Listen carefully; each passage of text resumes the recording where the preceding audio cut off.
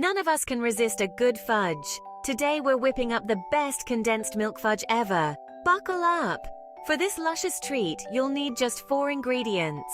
1 can of sweetened condensed milk, 3 cups of chocolate chips, 1 teaspoon of vanilla extract, and a pinch of salt. First, line an 8x8-inch pan with parchment paper. In a saucepan, combine the condensed milk and chocolate chips over medium heat. Stir continuously until the chocolate is completely melted and the mixture is smooth.